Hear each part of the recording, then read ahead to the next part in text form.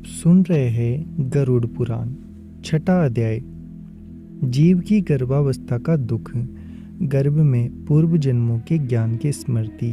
जीव द्वारा भगवान से अब आगे दुष्कर्मों को ना करने की प्रतिज्ञा। गर्भवास से बाहर आते ही वैष्णवी माया द्वारा उसका मोहित होना तथा गर्भावस्था की प्रतिज्ञा को बुला देना। गरुड़ जी ने कहा, हे केशव, नरक से आया हुआ जीव माता के गर्भ में कैसे उत्पन्न होता है? वह गर्भवास आदि के दुख को किस प्रकार भोगता है? वह सब भी मुझे बताइए। भगवान विष्णु ने कहा, स्त्री और पुरुष के संयोग से वीर्य और रज के स्थिर हो जाने पर जैसे मनुष्य की उत्पत्ति होती है उसे मैं तुम्हें कहूँगा। ऋतुकाल में आरंभ के 3 दिनों तक इंद्र को लगी ब्रह्म हत्या का चतुर्थांश रजस्वला स्त्रियों में रहता है। उस ऋतु काल के मध्य में किए गए गर्भाधान के फल स्वरूप पापात्माओं के देह की उत्पत्ति होती है। रजस्वला स्त्री प्रथम दिन चांडाली, दूसरे दिन ब्रह्मघातिनी और तीसरे दिन रज की कहलाती है। तदनुसार उनमें से स्पर्श दोष होता है। नरक से आए हुए प्राणियों की ये 3 माताएं होती हैं।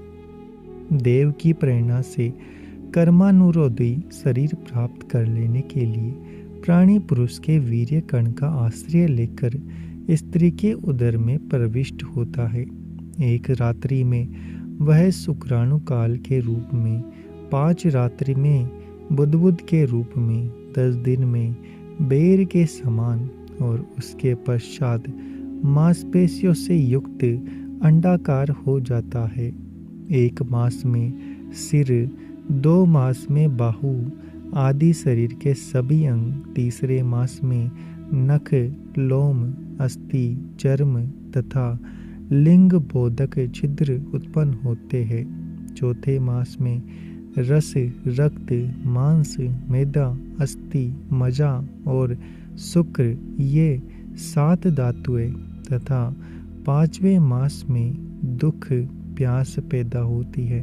6ठे मास में जरायु में लिपटा हुआ वह जीव माता की दाहिनी कोख में घूमता है और माता के द्वारा खाए पिए अन्न आदि से बड़े हुए धातुओं वाला वह जंतु विष्टामूत्र के दुर्गंध युक्त गड्ढे रूप गर्भाशय में सोता है।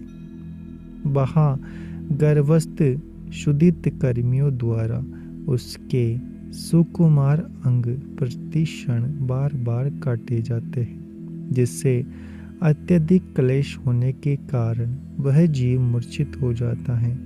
माता के द्वारा खाए हुए कड़वे, तीखे, गरम, नमकीन, रूखे, खट्टे पदार्थों के अति उत्तेजक संस्पर्श से उसे समूचे अंग में वेदना होती है और जरायु झिल्ली से लिपटा हुआ वह जीव आंतों द्वारा बाहर से ढका रहता है। उसकी पीठ और गर्दन कुंडलाकार रहती है। इस प्रकार अपने अंगों से चेष्टा करने में असमर्थ होकर वह जीव पिंजरे में स्थित पक्षी की भांति माता की कुक्षी में अपने सिर को दबाए हुए पड़ा रहता है।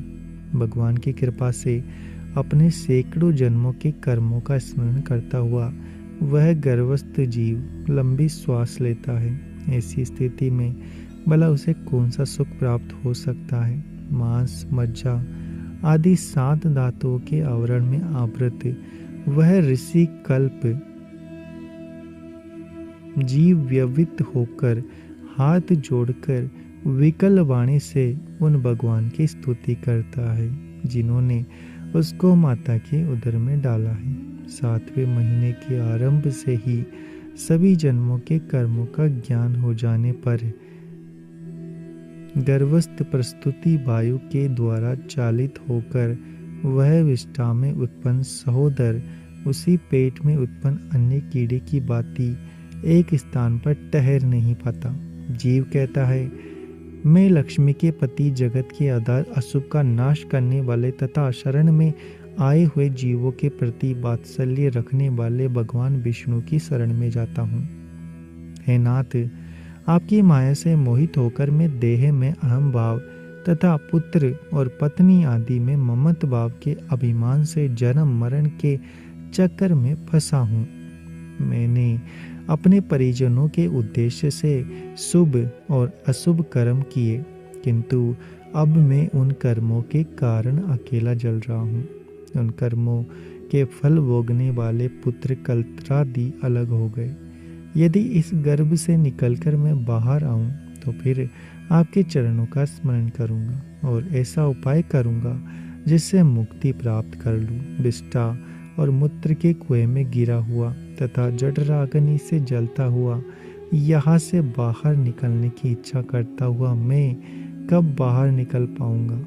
जिस प्रकार दीन दयालु परमात्मा ने मुझे इस प्रकार विशेष ज्ञान दिया है, मैं उन्हीं की शरण में ग्रहण करता हूँ, जिससे मुझे पुनः संसार के चक्कर में पड़ना ना पड़े, अथवा मैं माता के गर्भगृह से कभी भी बाहर जाने की इच्छा नहीं करता, क्योंकि बाहर जाने पर पाप कर्मों से पुनः मेरी दुर्गति हो जाएगी। इसलिए यह बहुत दुख की स्थिति में रहकर भी मैं खेद रहित होकर आपके चरणों का आश्रय लेकर संसार से अपना उद्धार कर लूंगा।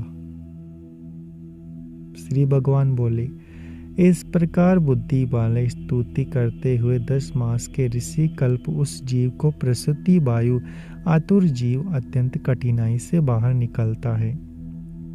उस समय वह श्वास नहीं ले पाता है तथा उसकी स्मृति भी नष्ट हो जाती है। पृथ्वी पर विष्ठा और मूत्र के बीच गिरा हुआ वह जीव मल में उत्पन्न कीड़े की भांति चेष्टा करता है और विपरीत गति प्राप्त करके ज्ञान नष्ट हो जाने के कारण अत्यधिक रुदन करने लगता है। गर्भ में, रुग्णावस्था में, शमशान भूमि में तथा पुराण के पारायण या श्रवण के समय जैसी बुद्धि होती है, वह यदि स्थिर हो जाए तो कौन व्यक्ति सांसारिक बंधन से मुक्त नहीं हो सकता। कर्म भोग के अनंतर जीव जब गर्भ से आता है तब उसी प्रकार उसी समय वैष्णवी माया उस पुरुष को मोहित कर देती है। उस समय माया के स्पर्श से वह जीव बेवश होकर कुछ बोल नहीं पाता, प्रत्युत शेषवादी अवस्थाओं में होने वाले दुखों को प्राधीन की भांति भोगता है। उसका पोषण करने वाले लोग उसकी इच्छा को जान नहीं पाते, अतः प्रत्याख्यापन करने में असमर्थ होने के कारण वह अनभिप्रेत स्थिति को प्राप्त हो जाता है। स्वेदेज जीवों से दूषित तथा विष्ठा मूत्र से अपवित्र शैया पर सुलाए हुए जाने के कारण अपने अंगों को खुजलाने में, आसन से उठने में तथा अन्य चेष्टाओं को करने में वह असमर्थ रहता है। जैसे एक कृमि दूसरे कृमि को काटता है, उसी प्रकार ज्ञान सुनने और रोते हुए उस शिशु की कोमल त्वचा को दास, मच्छर, खटमल आदि जंतु व्यतीत करते हैं। इस प्रकार शेषवावस्था दुख भोगकर वह पौगंडावस्था में भी दुख ही भोगता है। तदंतर युवावस्था प्राप्त होने पर आसुरी संपत्ति को प्राप्त होता है। तब वह दुर्व्यसनों में आसक्त होकर नीच पुरुषों के साथ संबंध बनाता है और वह कामपल, पट, प्राणी शास्त्र तथा सत्पुरुषों से द्वेष करता है। भगवान की माया रूपी स्त्री को देखकर वह अजितेंद्रिय पुरुष उसकी भावभंगिमा से प्रलोभित होकर महामोह रूप अंधतम में उसी प्रकार गिर पड़ता है जिस प्रकार अग्नि में पतिंगा, हिरण, हाथी, पतिंगा, बोरा, मछली ये पांचों कर्मशः शब्द, स्पर्श, रूप, गंध तथा रस इन 5 विषयों में एक एक में आसक्ति होने के कारण ही मारे जाते हैं। फिर एक प्रमादी व्यक्ति जो 5 इंद्रियों से 5 विषयों का भोग करता है, वह क्यों नहीं मारा जाएगा? अभिषिप्त वस्तु की अप्राप्ति की स्थिति में अज्ञान के कारण ही क्रोध हो जाता है और शोक को प्राप्त व्यक्ति देह के साथ ही बढ़ने वाले अभिमान तथा क्रोध के कारण वह कामी व्यक्ति स्वयं अपने नाश हेतु दूसरे कामी से शत्रुता कर लेता है। इस प्रकार अधिक बलशाली अन्य कामी जनों के द्वारा वह वैसे ही मारा जाता है जैसे किसी बलवान हाथी से दूसरा हाथी। इस प्रकार जो मूर्ख अत्यंत दुर्लभ मानव जीवन को विषयाशक्ति के कारण व्यर्थ में नष्ट कर लेता है, उससे बढ़कर पापी और कौन होगा। सैकड़ों योनियों को पार करके पृथ्वी पर दुर्लभ मानव योनि प्राप्त होती है। मानव शरीर प्राप्त होने पर भी द्विजत्व की प्राप्ति उससे भी अधिक दुर्लभ है। अति दुर्लभ द्विजत्व को प्राप्त करके जो व्यक्ति द्विजत्व की रक्षा के लिए अपेक्षित धर्म कर्मानुष्ठान नहीं करता, केवल इंद्रियों की तृप्ति में ही प्रयत्नशील रहता है, उसके हाथ में आया हुआ अमृत स्वरूप वह अवसर उसके प्रमाद से नष्ट हो जाता है। इसके बाद वृद्धावस्था को प्राप्त करके महान व्याधियों से व्याकुल होकर मृत्यु को प्राप्त करके वह पूर्ववत महान दुखपूर्ण नरक में जाता है। इस प्रकार जन्म मरण के हेतुभूत कर्म पाशों से बंधे हुए बेपापी मेरी माया से विमोहित होकर कभी भी वैराग्य को प्राप्त नहीं करते। हे ताक्षेय, इस प्रकार मैंने तुम्हें अंत्येष्टि कर्म से हीन पापियों की नरक गति बताई। अब आगे और क्या सुनना चाहते हो? इस प्रकार गरुड़ पुराण के अंतर्गत सारोद्धार में पाप जन्म आदि खनि रूपण नामक 6वां अध्याय पूरा हुआ। उम्मीद है आपको हमारा ये प्रयास पसंद आ रहा होगा। चैनल को सब्सक्राइब कीजिए, वीडियो को लाइक और शेयर करना ना भूलें। मिलते हैं आपसे अगले वीडियो में।